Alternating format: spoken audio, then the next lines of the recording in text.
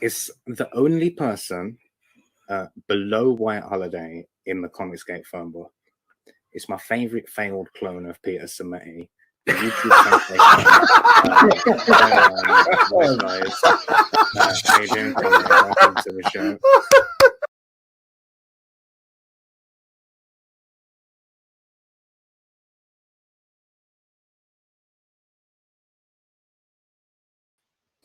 Hello. Welcome to WyzGyzEntertainment. This is your host, Wyman.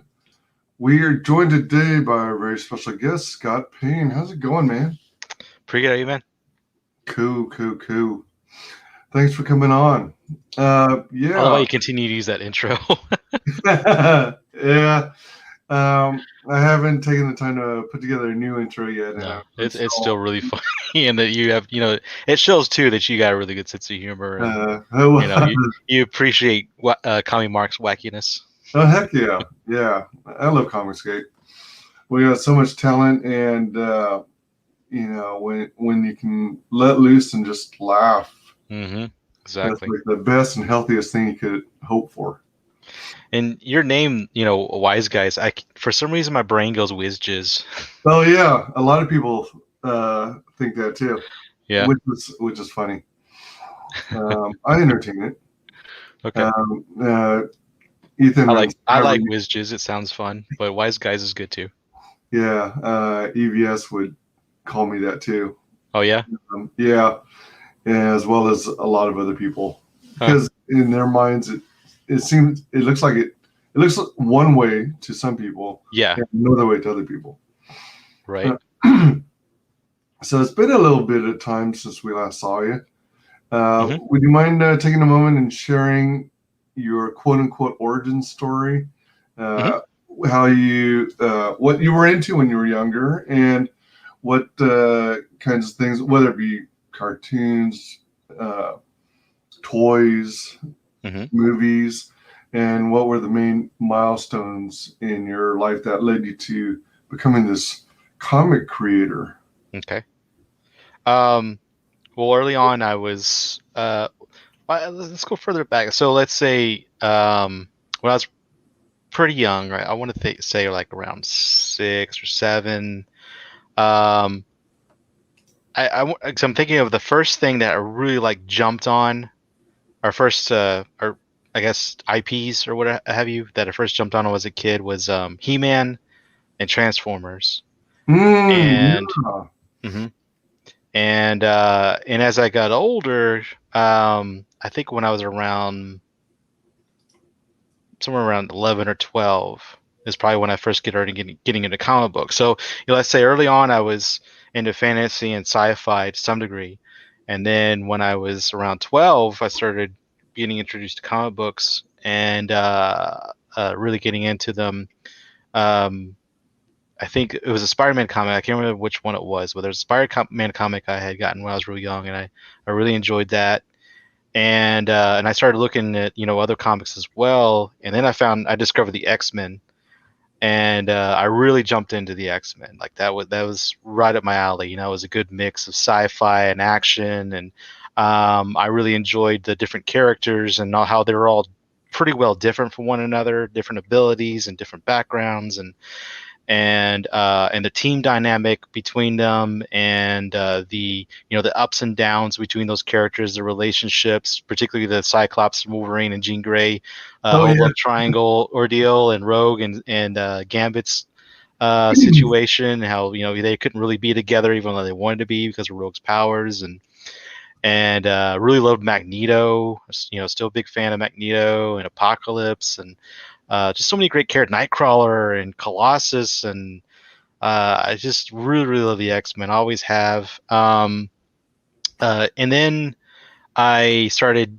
getting into some anime. We talked about it before, how they were playing Robotech on TV in the 80s in the American TV. Oh man, yeah. And I fell in love with that pretty much instantly. And that was the first time I had seen a cartoon that had been done on a level with the drama of top tier type dramas, in my opinion. you know, all the crazy stuff that was going on between them and the aliens, and all the horrible things that were going on, and the crazy battles they had to, and the fact that it was, if I'm not mistaken, that was like, you know, some of the last of humanity, right? They left Earth If and I'm were not fighting. mistaken, I think you're right. Yeah. Yeah. So I love that the dark element there. That was like I said, that was my introduction to like that something as wild and fantastic as that, you know, fantasy wise, could be also very dramatic and dark and serious. And I really enjoyed that. I enjoy that. As I went on, I discovered I really like love that type of storytelling. And my mother encouraged me early on, she got into a lot of these things with me. I remember we watched the Alien movies together, and Predator, and these big dark crazy sci-fis, and she let me go to Blockbuster when I was about 13 and started renting R-rated sci-fi films. She had a, you know, confidence in me that it was gonna. She you know, she saw I was a pretty good kid, so she didn't think it was gonna make me go crazy. Even though I don't think that's a thing either. Like, I'm not so sure if you know, kind of violent games and all that stuff make people violent, but I've turned out fine. But I mean, I don't know, maybe it affects different people in different ways. But anyway, the point I was getting at, she, you know, was okay with me renting these things, and so I rented, like, you know, like I said, a Terminator 2. I remember when I rented that, and freaking love that movie. And then I started looking at animation more and discovering there was R-rated animation. I was like, what? What's this? You know? And I remember I'd seen Akira. I saw the cover of Akira at Oh, sweet. Blockbuster, and I was like, well, that looks cool. You know, so I gotta check this out. You know, and I watched it, and that just blew me away. Like that was really kind of like the peak of like, okay, I want to make stories like this. You know, just radical, um, good drama, and very stylized. Really interesting characters, and also have that, you know, superhero twist to it, dynamic to it.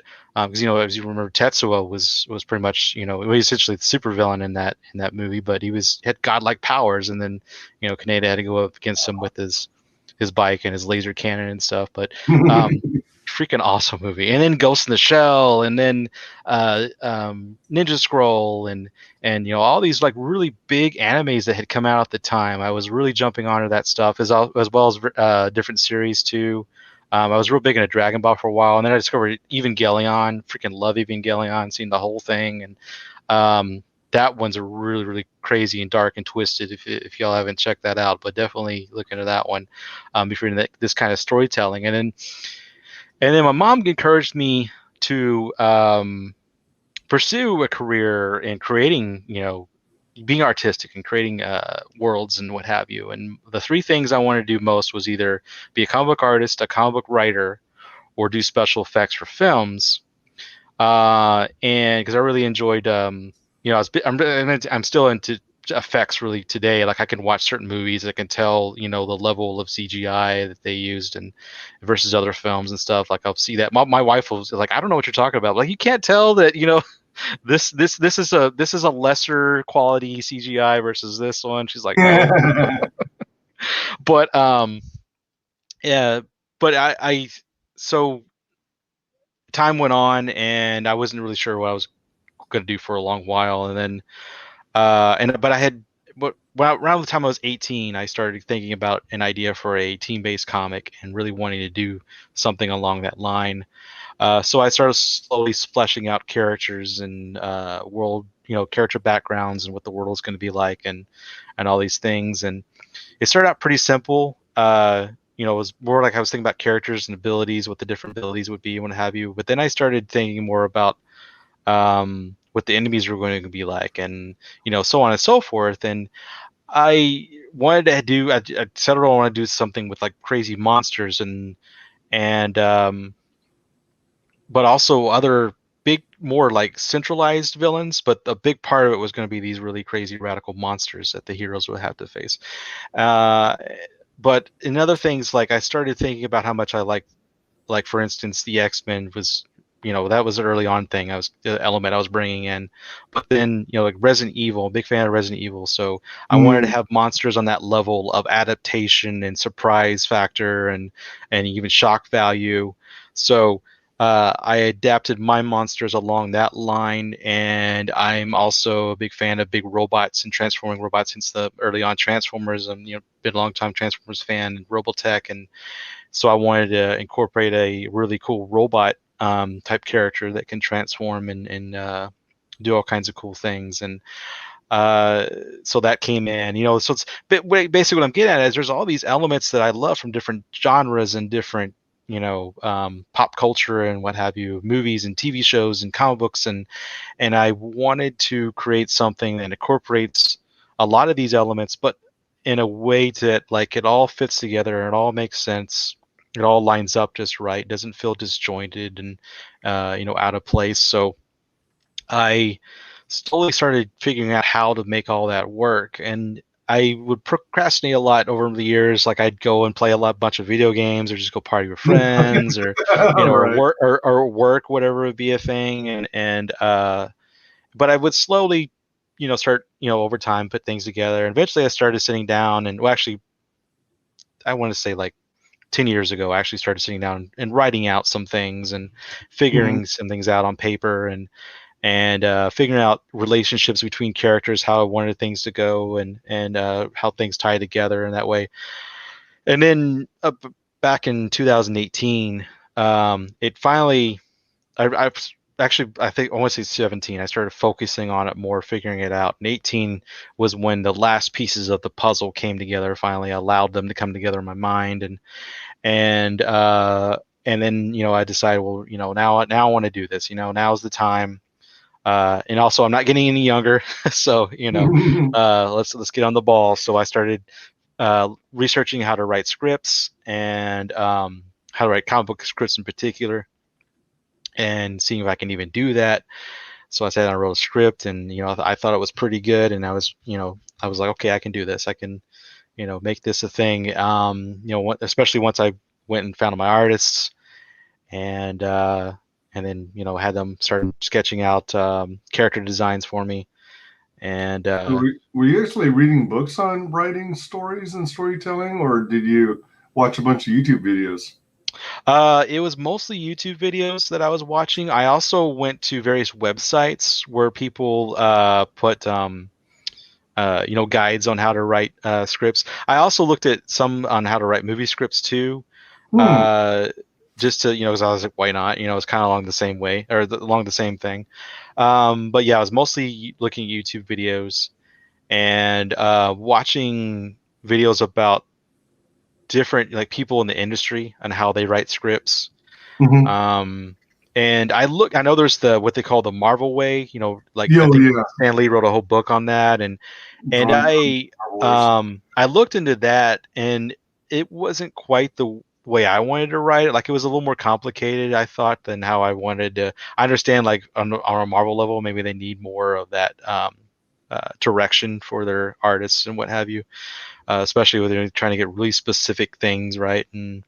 But I found a pretty good way, a pretty more, clean, I guess, streamlined way of doing it. And my artists, my artists, I should say, they like it pretty well. They haven't had any complaints, so it's worked well so far. Sweet. But definitely, like that's the whole thing too. Like if you're out there wanting to be a comic book writer, or even writer well, I guess it would be if you want to be a writer and you want to get a team. You might have to make adjustments, of course. Depending on what your artists want, they might say, can you do it this way? Can you do it that way?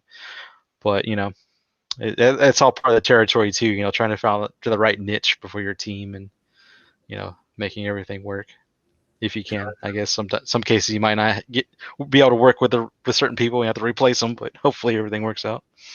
Oh yeah, definitely. Yeah, pretty sweet. Excuse me. I want to take a moment to say hello to Sugar. Hello, Chris. Cat. What's up? Hello, He's been following me everywhere. He's my man. Hello, Maranui. Hi. How is it going? What's up, Welcome, dude? El Gargoyle. Oh, El Gargoyle. Good to see you. Good to have you. So, oops, wrong one. Hello, wrong one. I was trying to double check because I thought I backed your campaign, but now I'm having trouble finding it. So that means I still have to back it. It looks like. But for the life of me, I swear I backed it. I know the feeling, man. Now it's hard to tell because the last time Dragon Age was running their campaign, I thought I backed it, but I missed it, and I was like, crap. So I'm so thankful that they are doing another run right now. So I definitely made sure to jump on that. Yeah, there was this one book. It was a Christmas-based story. Mm-hmm. It was focused on a Christmas planet. I'm blanking on the name right now, but I backed it, and then I think it didn't get fully funded. Mm.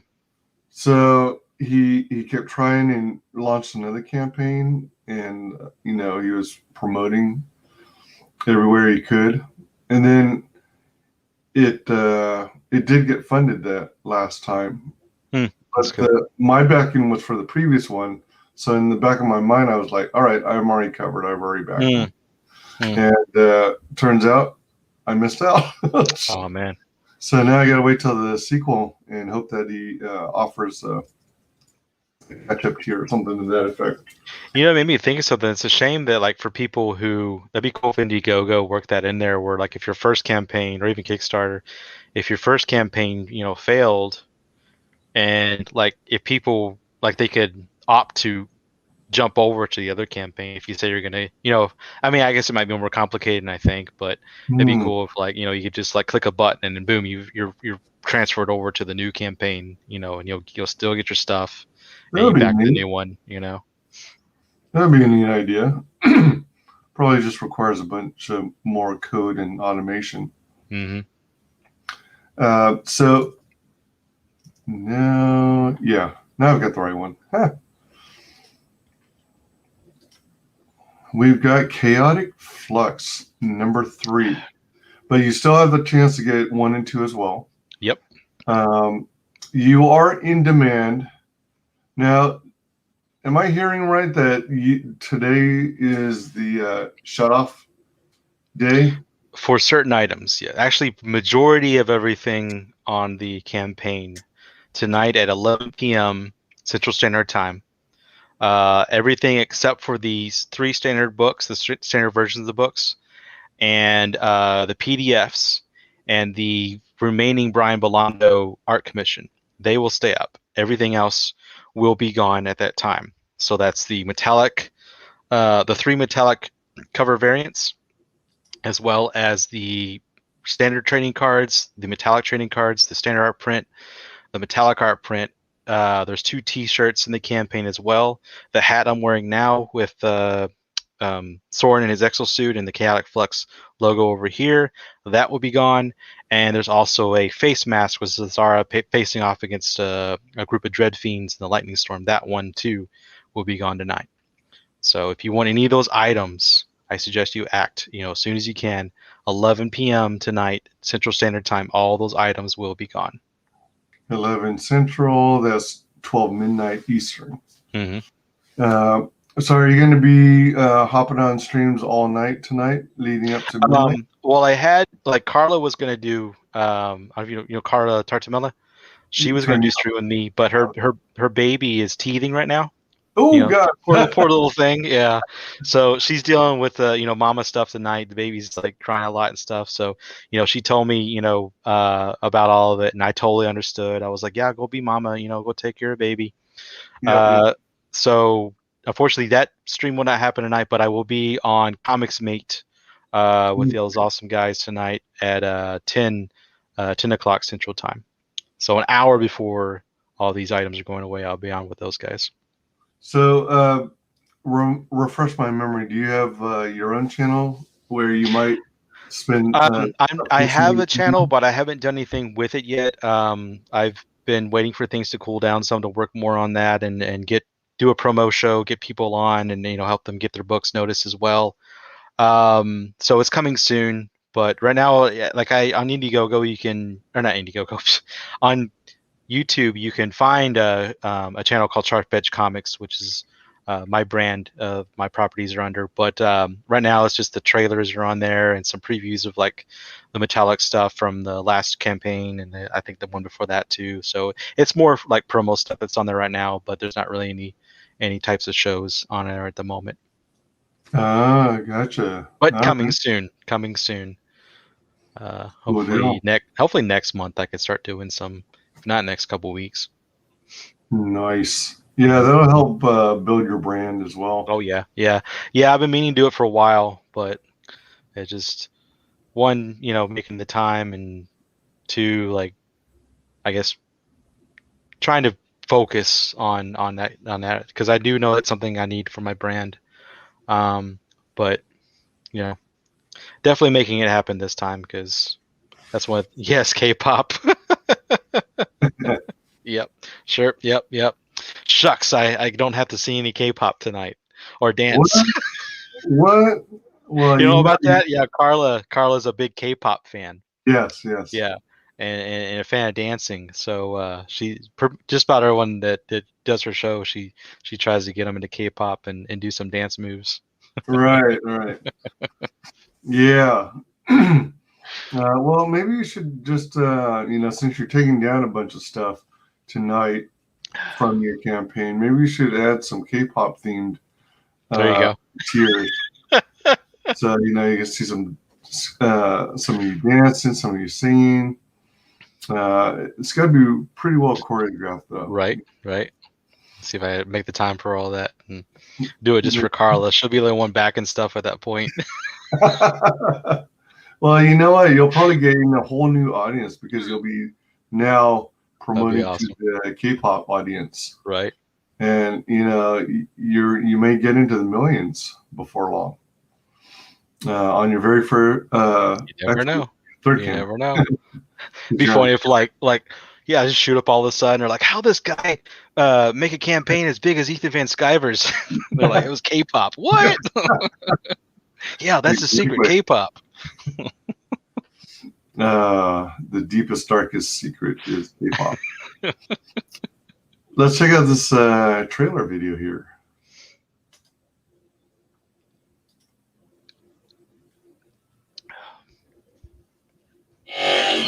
The epic mega sci-fi saga Flux continues in June retreat Relentless. Join Colorblind, Brian Bolando, and Brian Unite, written by Scott Payne, lettered by Relentless was right in from where we left off. The Parler must give it her all like you've never seen before to become this titan of humanity. But it could prove to be a bigger problem for a young heroine, just Lieutenant Black, as he waits for the right moment to capture the gun. When his twisted cyber overlord, Thrax's drive, Sword, Strike, his authority, united with our stock, and it is written, the Crimson Flame. Plus, a public showdown in Letters. All this and more active 30 pages in history, sci-fi action suspense. Don't miss out. Cap Flux number 3, Relentless. Sweet. All right. So you are at, excuse me, 5613 USD, 112 backers so far. Awesome. This is your third campaign. Have you been doing like analytics, looking in the back room and going, how does the success of the third campaign compare to the second, compared to the first? Yeah, I haven't taken the time to look at it here lately. I looked at that for the last campaign, particularly at the end of when I was really pushing things to see like where certain people came in from whatever platforms, because it will tell you that. I can't remember how detailed it is, but it will tell you, like, for instance, what people came from, let's say Facebook, what people came over from Twitter, and all these different things. So where were your biggest audiences from, or your backers coming from? If I remember right, it was Twitter. Yeah. So a lot of the comics, I think it was a lot of the Comicsgate community. I was surprised how many people I got on some certain other things. Like, I wasn't sure how many people would just just find the campaign from just Googling or whatever. But there was a decent amount of that on the last one, more than I thought there would be. And there was something else that was kind of surprising. I can't remember off the top of my head, but I was a little surprised too on people came from Facebook, because I don't promote. I used to promote more on Facebook. I even have a page, like a group page on Facebook for Sharp Edge Comics. Okay. But I get a lot of attention on there, but I haven't. For the first campaign, there wasn't a lot of people that came over from there and supported it from the analytics. And then the second one, though, did do better. Still wasn't like a whole lot, but it was still nice to see that one climb a little bit there. Mm-hmm. So I'm definitely going to be paying attention to this one to see if maybe it rises even further and kind of judge more how I should approach promoting on Facebook more. But it definitely seems to be Twitter is the biggest attention getter I get, or people attention towards the campaign. Instagram's not too bad either, but definitely most of it's from Twitter. I would say a high percentage is from Twitter, which shows right there that I knew that too anyway. Like there's a lot of people in the community, a lot of people in the Comicsgate community that support a lot of books and what have you. So I'm not too surprised, and I'm also very thankful that there's a lot of people in that area, a lot of people in this community that just love great comics and want to support them. Yeah. Which is to me that's the main thing we're about is making great comics and for everyone to love and enjoy. And I think I can understand also that Instagram would get you some eyeballs because with all your visuals, all these graphics that you're sharing of interior panels, they're pretty cool. Well, it's funny too, though. I wonder sometimes, because like I said, it wasn't like a high number, but it was pretty good. And I wonder sometimes though with Instagram, there's a lot of comic book people on there, a lot of people who promote their stuff, like Global Frequencies on there, and some other people from Comicsgate community, but not a whole lot that I've seen. There's a lot of other different artists and stuff on there, and I follow a lot of those people. But it really feels more like Instagram is becoming more of the how do you say the thought, the term thought, the internet show their body, the girls who like to show their right. That's blown up a lot with that. I think, and I've even heard of like people saying, it just seems like that's all you. I tell them, we just gotta find go follow. Go find things to follow. Don't just let Instagram feed you whatever it wants to feed you. You can kind of control it. But there's a lot of that on there now. I run across a lot of just scrolling up. I'm like, Jesus, how many? It doesn't seem to be on the rise, doesn't it? Yeah. Right. Especially the last month or so, I've seen so much more of that. I'm really starting to think that that's just kind of becoming overall majority of what I could be wrong, but that and cute animal videos, which I'm really good with that. Cute animal pictures. I'm a big animal person, so I love that stuff. But then you just get so many just half naked girls. It's okay, I want some more stuff. Come on, I'm here for comic books and Gundam models and sci-fi art or whatever. Yeah, I mean that's when you start actually start to consider. Well, maybe I should tell them what I'm interested in, so their algorithm starts to listen to. I tried. That's funny too, because I'll try to control that too, and you can control it pretty well. You can, but they still try to slide stuff in there as you're scrolling through, as best they can. Sometimes you get some of the weirdest stuff. It's this doesn't seem anywhere near relevant to what. I think it's funny too, because I like memes pretty well. I'm not a big meme person. I think it's more like the younger generation, but I've gotten a little more into that kind of stuff. Certain ones, I like Star Wars memes. I like me too. Bully McGuire memes. But so I'll see some fun memes on that someone posts on Instagram, and I'll click on their thing and start looking at it, and I'll be like, okay, they got some good stuff, so I'll follow them. Next thing I know, I didn't even subscribe, or I didn't even follow these people, and then all of a sudden I got all these meme posters, ton of them, and even not even a lot of it's not even good stuff, and it says I'm following him. I'm like, I never followed you. What the fuck? You know? Oh, yeah. So I don't know how that works. Like there must be like some kind of weird workaround that they do for the programming, and I don't know. That sounds like Some kind of hack they do. I don't know. Yeah, that sounds like the goofy crap that LinkedIn does. Oh, really? They do that? This people report. Well, I think I've seen it myself. It's like they send like invites on your behalf saying, "Hey, do you want to connect?" And you look at their background, their experience, their resume, and it's like, you are not even in the same industry as me. Why would we even consider? They're just like throwing shit out there and guessing. Yeah, it's like, what? I mean, they even have our analytics on what industry we're pursuing. You'd think they'd use it. Throwing stuff at the wall and see if it sticks. Maybe I'll like this one. Maybe I'll like this one. Yeah. Welcome, Pale Rider. Yeah, I know. I'm surprised he's still awake too. Yeah, Chris, you're still awake. You must have did that thumb thing. He has to elaborate on that. Sunday. Although maybe I don't want him to elaborate. What? Thumb thing? I don't want to know what you're talking about. What the hell did I just watch? You don't need thoughts when you have sugar. That's right. I can't stand most memes. That's all you need to follow.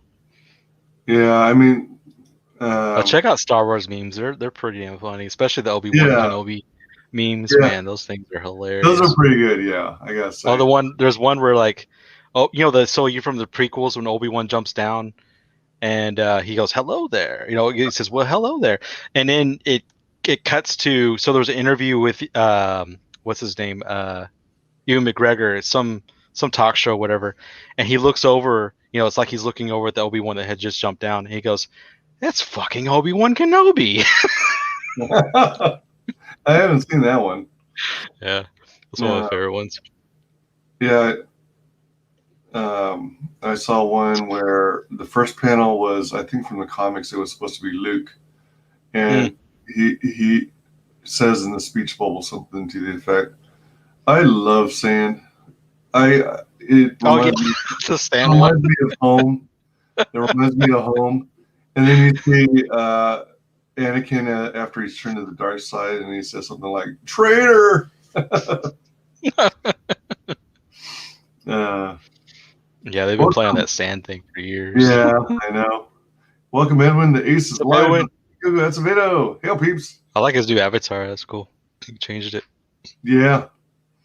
Man, he says most of them are annoying and just get beaten into the ground to the point where they're legit infuriating. Yeah, some of them do.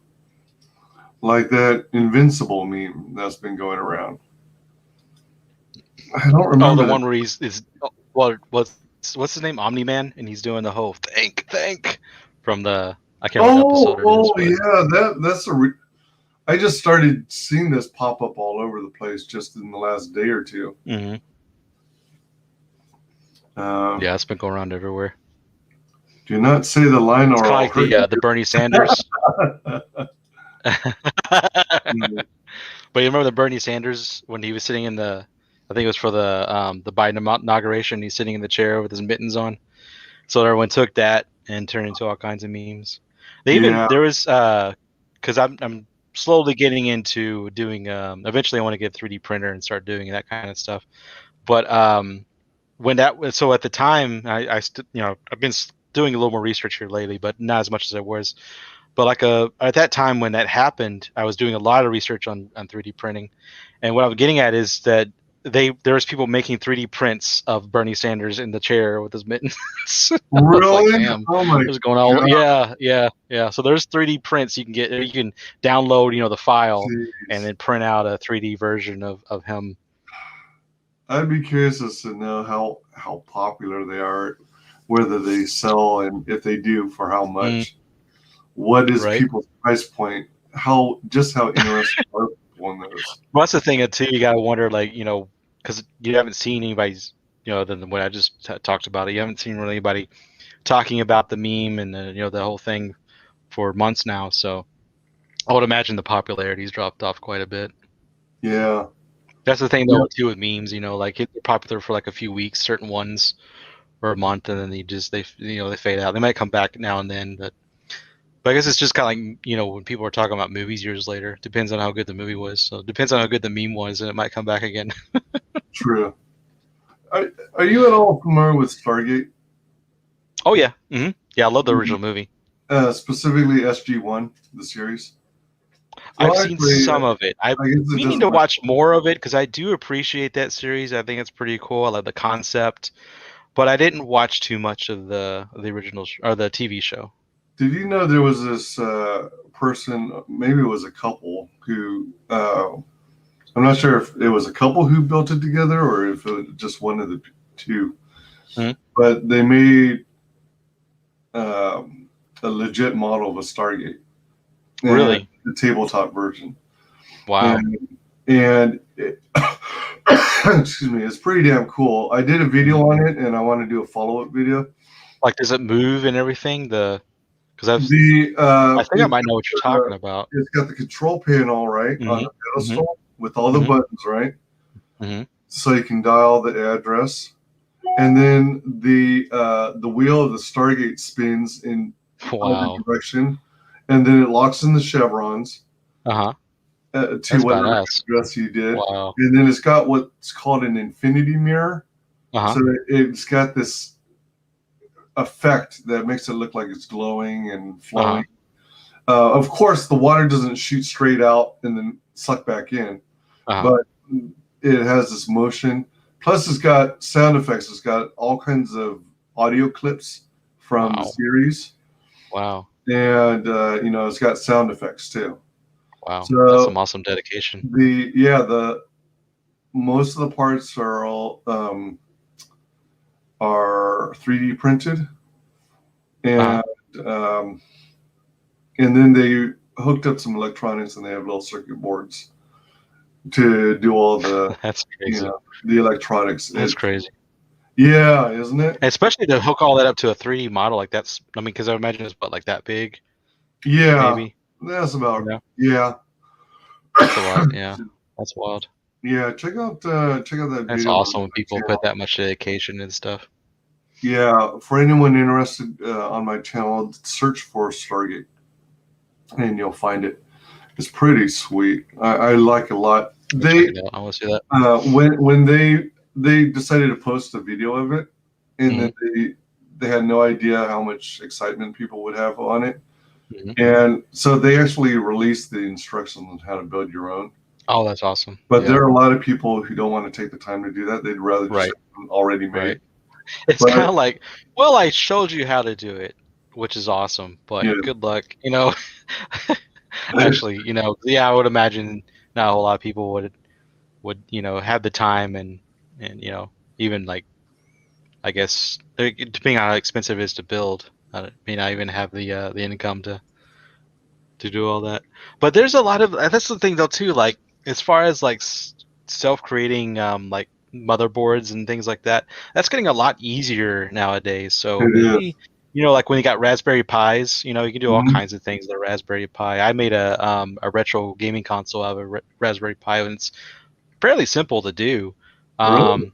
Yeah, so those are really opening up a lot of doors for people to customize and make certain electronics. So that's pretty awesome. So maybe it's not that bad if you just put the time into it. Yeah, for sure. Are you familiar with 8-Bit Shinobi?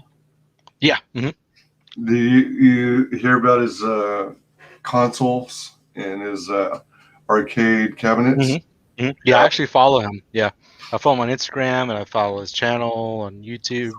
Yeah, I've had him on my channel on Twitter. Times. That's awesome. Yeah, yeah, he does great work. Yeah, it's and again, I admire his dedication, man, to just like produce stuff like that. He's it's like an indie, not just game maker, but like he's making freaking whole like you said, arcades and stuff. Freaking awesome. Yeah, I'd like to get an arcade cabinet from him one day. Because this is a hell of a deal if you consider that it's got over 5,000 games on it. And you're talking about console games plus arcade cabinet games. Yep. All in one system. Yeah, I've seen like videos of those like full on like you're talking about, and they are amazing, like really impressive. And like there's this one I've seen that has a big ball in the center. I mean, of course, it's got other controls, but the ball is like how you select your games. And this guy, he sits there, puts his hand on the ball. It's a big white ball in the center of the console or whatever on the arcade, and he rolls it like that. He just and it just goes and goes and goes and goes and goes for all the games that are on the system. And like he said, it's like 5,000 games on there. And he's like, I'll never play all these games in my life, but it's nice having all those games on there, you know? Right. El Gargoyle says, was that tentacle porn I saw? Quite possibly. There was quite a bit of tentacles all over the place.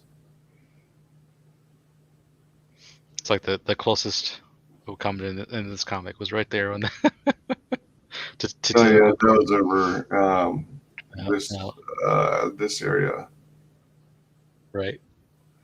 It didn't go. It's rated mature for violence and language and gore, but not for sex. Maybe if anyone out there wants to do a parody or something, but we were actually touching that earlier on Sugar Chris show, the morning roast. Yeah, that we were talking a little bit about that movie company that sits there and makes parody porns of like popular movies, like the Avengers. Yeah, that's that's a whole thing. Yeah. Oh man, I don't. And they make like top quality like cosplay for the movies. But yeah, it's like a porn version of the Avengers, for instance. Is that right? Yep. El Gargoyle says, I'm glad I backed you, freak. Yeah, if you haven't already, back this book before most of the major swag is gone and removed from the site, because there's a lot of cool stuff to choose from here. Be sure and back it if you haven't. It's all high quality stuff, like the hat I'm wearing right here. It's really nicely made. I'm really glad how this hat turned out. And then I'll stand up. You can see the T-shirt that I'm wearing. The print turned out amazing. This is the cover art with the logo. Now, is that the kind of T-shirt where the image kind of is soft along with the rest of the fabric of the Yeah, shirt? I mean, it is really soft. Yeah, it feels like it's made into. I see what you mean. Yeah, it's like it's made into the fabric. Here I'm like rubbing myself. Oh yeah, that's so nice. That's for El Gargo, since he wanted some tentacle porn. That's the best he's gonna get. Oh, okay. Here you go, El Gargo. Rubbing on myself. Oh dear. Oh dear. Yeah. So that's cool then, because there's nothing I hate more than the T-shirts that are made with what feels like a big old heavy chunk of plastic. Yeah, and I've had, because I'm a big T-shirt guy, obviously, and I've bought shirts like that, and I mean, I don't mind them, but they were older shirts I had gotten when T-shirts were still, they're still figuring out how to do like this kind of thing. Right. And a lot of anime shirts I had early on, like I used to have a Ghost in the Shell shirt that had the original cover art from the movie on it, and it was that thick plastic, Yeah. And after a while, it starts to crack, like after you wash it so many times. And also, like it would smell like crayon sometimes, which is weird. Yeah, I guess because it was all the heavy plastics made that crayon smell. Mm-hmm. But and some other shirts I had too that were like that, and unfortunately, like they didn't last, But then I've had shirts that are, more like this material that I'm wearing, and it like lasts for years and years and years, no matter how many washes I put it through. So, yeah. So there's good what's the word? Product review for the shirts if people are out there interested in them. There's also a variant line art edition of the shirt, and so it's just the line art and so on a white shirt with a white background. So the idea is it looks like the artist had drawn the print. I'm sorry, I can't get my words right. Drew the cover, just the line art of it on your shirt. It should make a really cool effect. I had or actually I still have it. I haven't worn it in a while, but there's a Batman shirt I have that's that effect. It's a Jim Lee drawn Batman, and it looks like he actually like drew it on my shirt, and I always love that shirt. Yeah. Oh, okay. It's pretty old now. Like it's got it's a white shirt, so Oh, it's got sorry. some stains on it, what have you, from like sweating and stuff. But Right. after years and years and years of wearing it, it took a long time for it to get that way. But yeah, it's that idea. Like the artist just drew it on your shirt. And it's a really great effect. I always like shirts like that. And you don't see them too often. Actually, that's like one of the few shirts I've ever found that's like that, is the Batman shirt I have. And like I said, I love that idea, so I decided to make a shirt like that for this campaign. It's like the metallic stuff. I'm a big fan of metallic. So here's issue 2, metallic edition, for people who want to get an idea what the new metallic's going to look like. And it does this great kind of rainbow effect. You catch it in the light. Oh wow, yeah. Yeah. That looks See nice. that right there? It pops like that. So the standard version of the book will be like this one. So it'll have the logo and everything on it, the little box in the corner, and but it'll be metallic. And then there's a version that is the virgin variant, so it won't have any logo, won't have any of this stuff on it. It'll just be the artwork in metallic. And there's also a version where it's just the line art, so it'll be black and white with the line art and in a silver background. And since it has that rainbow effect with that silver background, I think it's going to look amazing. I can't wait to see what that looks like in print, which hopefully, well, not hopefully, here in a couple weeks.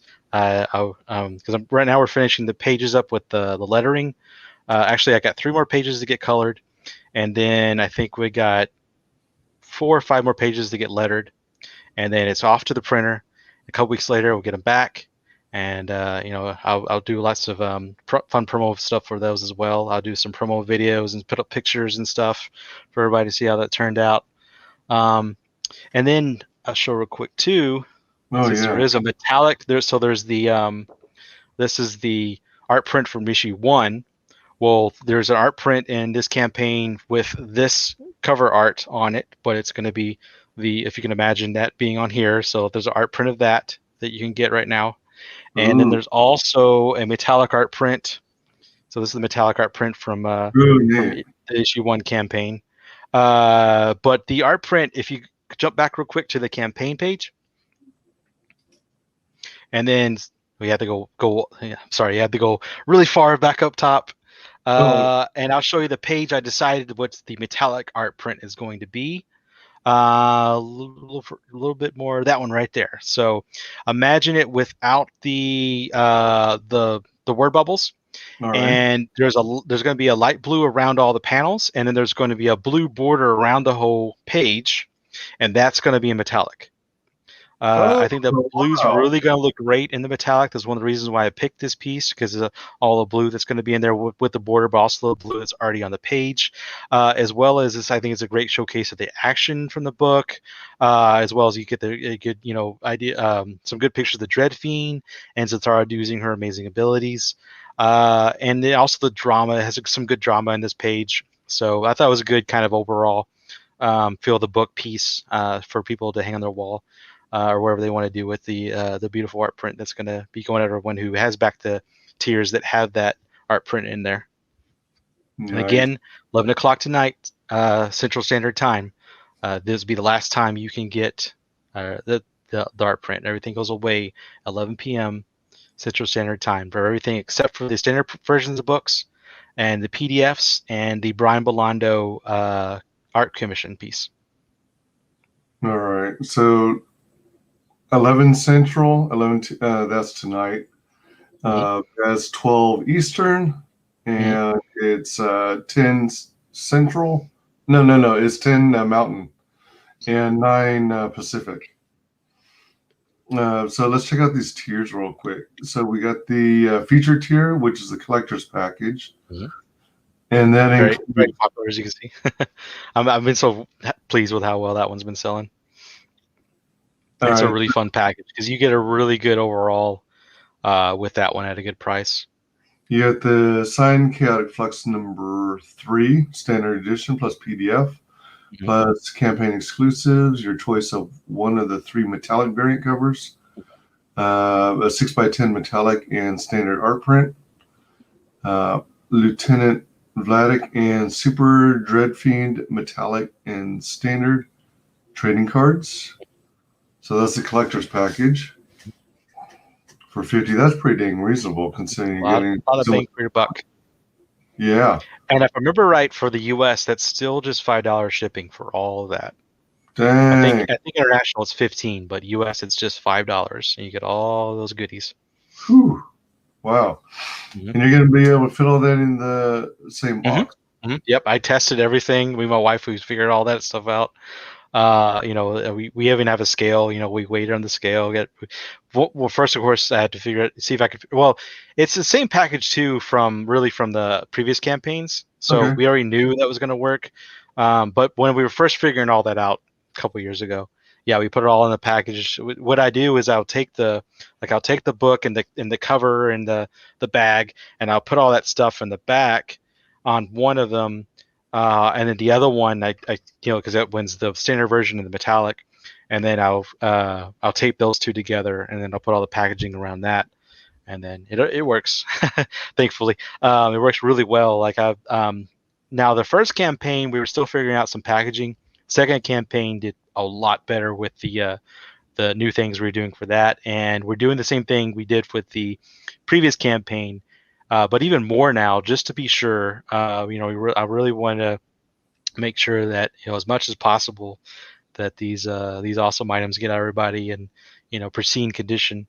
I know a lot of postal, or I guess the mailman, certain mailmen will actually now they've been for a long time, but ever since I've started, the first campaign, I've had a couple people contact me back that or during the first campaign that the mailman just went like that with it, just took the whole thing, went and then stuck it in the mailbox, and then they could pull it out, and of course it's all bent up, and it's like, so I'm a firm believer in pleasing my customers. So when that happened, I sent them back. I sent them a replacement, and did it stronger packaging, and that they say you learn as you go, and that was a good example or a good learning curve for me to go, okay, well, we definitely, because I had assumed the mailman was going to be cool and not do stupid shit like that. I'm not putting down mailmen out there, but some mailmen, I'm just like, come on, really? I mean, it's someone else's item. You should respect it. And it's funny too, because I started putting "Do Not Bend" too, just to be sure on the packaging, and then the post office will tell you, well, if it's a flat rate, I can't remember what they, a certain grade of pricing, you can't put "Do Not Bend" on there because it has to go through a machine that the machine determines the price and all these things, or if it can be shipped in the way you prayed for it to ship in, some weird stuff like that. Yeah, and they said you can't put "Do Not Bend" on there because the machine, it has to bend a little bit when it goes through. And I'm like, can't win for losing. Yeah, so then I just said, fuck it, I'm just gonna start putting like really strong cardboard around it, and then bubble wrap on the inside of the packaging around it, and it jumps the shipping a little bit from before, but it's still really reasonable, I think, since I'm able to get down to $5 for that particular deal. Now, of course, the shipping will climb a little bit as we go along, but it seems as though they're charging money. I don't remember them charging money for marking "Do Not Bend," and then I think there's stickers they slap on there, or they use their stamp saying not to bend. But I was just taking a red marker and writing on there myself. Yeah, I know, but I thought, I mean, maybe I'm wrong, but I thought the post office had done it so that they kind of rigged it in their favor, so that you now had to pay like an extra. I would be surprised. I mean, I'm not sure. I'll have to look. Let me see here. So I wanted to double check. All right, so you got the Chaotic Flux number 3. This is the current issue on PDF. Mm-hmm. You got number 3 unsigned, which is a physical book. You got the Chaotic Flux issues 1 through 3 on PDF. And then you've got the signed physical copy of Chaotic Flux 3, standard edition, You've got metallic cover options. So these are the actual. Wait, hold on. Oh, you pick one of the metallic covers, right? Yep. Over here, well, and those choices are original, which has the branding on it. You got the Virgin, and then the other's a variant cover. Is it? Virgin line art. So line art. Yeah. So just be the black and white line art with a silver background. Yeah. First 3 chapters unsigned. Metallic cover option. Let's see here. These are the covers, right? You choose one of the. Yeah, you choose them and it's signed. Signed. Deluxe package is. Tell me again.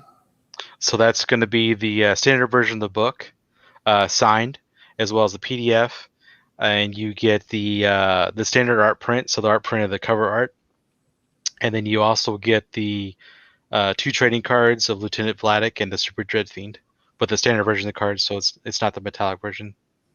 And then you got both covers autographed. And that one you get the regular cover, and then you can choose your metallic that you want. All right. And then next one up is Metallic Deluxe package. So that one's similar to the one above, except the other Deluxe package. But this one you get the metallic stuff. You get the choose your metallic cover, as well as the metallic trading cards, and you get the metallic art print. All right. First 3 chapters, standard edition, signed. So you get all 3 books, right? No, wait, hold on. Do you get all 3 books? Yeah, you get all 3. Issues 1 through 3. Wow, for 37 USD. What a steal. And then you get the metallic variant. That's 84 pages of story for those out there who don't know that yet. 84 pages. Yeah, that one you get all the metallic covers. So if you don't want to choose and you just want to grab all 3, that one's for you. That's going to be interesting checking out the line art version in metallic. Definitely. You got the All Out Chaos Mask Edition. So that one is a lot like the Deluxe edition. So you get the standard version of the book, you get the metallic variant choice, the standard trading cards, the metallic trading cards, the standard art print, the metallic art print, and then you also get the face mask, which no, I don't have the mask in here. I thought I did. Sorry, I was gonna show the mask. But yeah, it's a art on there of Zathara, and she's in the lightning storm with. So she's on one side, the Dread Fiends are on the other side, and then you have the Chaotic Flux logo on there as well. And so it's a really high quality mask too. I know a lot of people aren't really doing the mask thing or don't want to do the mask thing, which I don't blame you. I'm getting tired of it too right now. But it's a pretty high quality mask. Like it has the metal that or the wire in the nose that you your nose. It's got the adjustable straps. It's got a cloth lining around the whole thing, so it's definitely gonna last. It's really nice. All Out and then so just like the one I had mentioned above, except in this one you get the T-shirt. All right, gotcha. Instead of the face mask, T-shirt. So you get the hat. You get the hat I'm wearing right now, and that package. Chaotic Flux Light. So that's the standard version of the book with the hat, the mask, and the T-shirt. All right, and then Metallic Overload. So this you get everything that's metallic that you can get in this campaign. So you get all 3 of the covers, the variant covers. You get the PDF, you get the metallic trading cards, and the metallic art print. Wow. Chaotic Flux Metallic Light. So that one you get to choose your metallic cover, and then you get the hat, mask, and the T-shirt. Oh, okay. Right. Then you got the Chaotic Flux. So this one you get the standard version of the book, you get the metallic cover, your choice of the 3, and you get the both trading cards, metallic and non-metallic versions. You get the metallic art print, the non-metallic art print. You also get the hat, the mask, and the T-shirt all in one package for $105. I commend you for being able to keep track of what's in each of these. After doing so many promo videos, got it down pretty well. All or nothing. So that one you get everything we've already mentioned. So you get all the metallic prints or metallic covers. You get both metallic art prints. You get the metallic cards. You get the standard cards. You get the regular version of the book and the standard art print, and as well as the hat, mask, and the T-shirt. So I might have missed it, but I didn't see mention of. So it comes with standard issues of issues 1 and 2. No, but you can add on any of the tiers. You can add on issues 1 and 2 if you want. You can also add on the hat, the mask, and the T-shirts. And there is a T-shirt that what I was mentioned earlier, the virgin line art version of the shirt, so black and white line art. That's an add-on item only, but you can add it on to any of the tiers. Wait, so say again. I'm sorry. You can add it on to any of the tiers. It's an add-on only item. Is the line art T-shirt. Oh, okay, all right. The black and white T-shirt. So, for instance, if you wanted to get just the unsigned version of issue 3, and you want to add on issue 1 and 2, and you want to add on the hat or the shirt, you can do that. So you can in that sense, you can customize, to a certain degree, what you want to order. So you're saying the all or nothing does not include issues 1 or issue 2? You can add them on, but it's not included. So it's not truly all or nothing. It's all or nothing for this well, I guess for this specific campaign. Items that were that were introduced in this campaign, and items that were, not the items that were from previous campaigns. I'll say it that way. Oh my goodness gracious me, oh my. Excuse me. So then we've got the Brian Bolando commission art at $250. And that includes shipping, and he will draw you any cartoon or comic book character of your choice.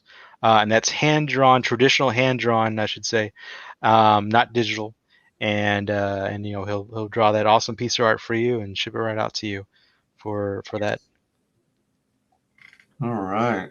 And then last but not least, it was another Brian Bolando commission art. Yeah, there was another one, but that one did sell. So you only got one left. If you want to grab it, get it while you can. That one will remain on the page for a while with the standard versions of books.